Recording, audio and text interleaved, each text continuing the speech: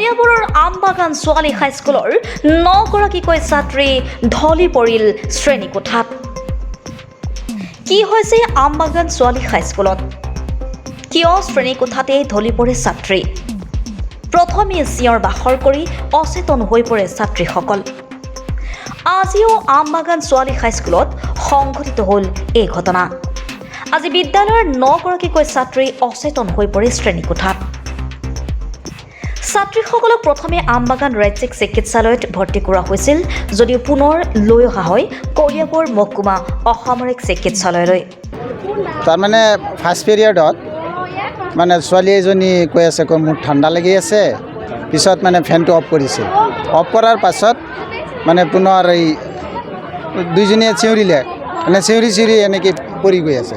ঘটনা ইয়াৰ পিছত মানে এটাৰ পিছত এটাকে এনেকৈ হৈ আছে।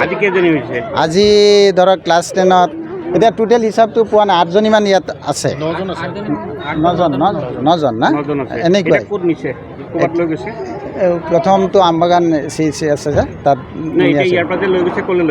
এতিয়া ক'লৈ নিছে মৃত্যুঞ্জয়, এতিয়া ক'লৈ নিছে? Tezpur medical college.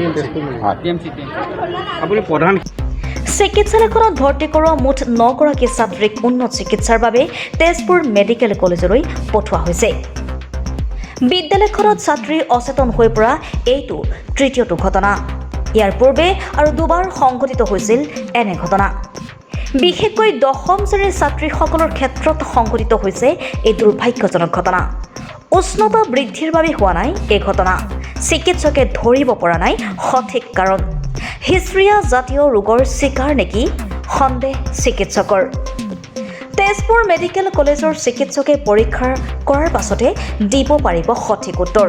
স্থানীয়ভাৱে এক বিভাগীয় অনুসন্ধানৰ প্ৰয়োজন বুলি দাবী কৰিছে জখলাবন্ধা চিকিৎসালয় কৰ্তৃপক্ষই। কলিয়াবৰৰ পৰা আদিত্য সিঙৰ ৰিপৰ্টাৰ লাইভ অসম।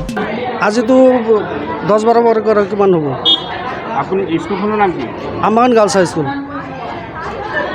ঘটনাটো মানে যোৱা 28 তাৰিখেও হৈছিল।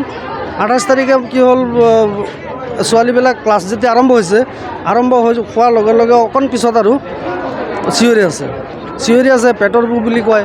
লগে লগে হস্পিটেলত পঠিওৱা হৈছে। হস্পিটেলৰ পৰা সিহঁতে ট্ৰিটমেণ্ট কৰি পিছত কেইজনী ইয়াতো জখলাবন্ধাতো পঠিওৱা হৈছে।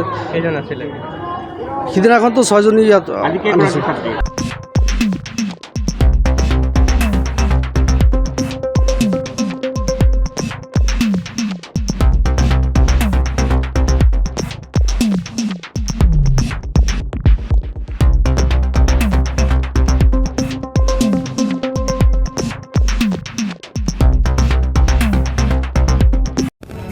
Reporter live Assam.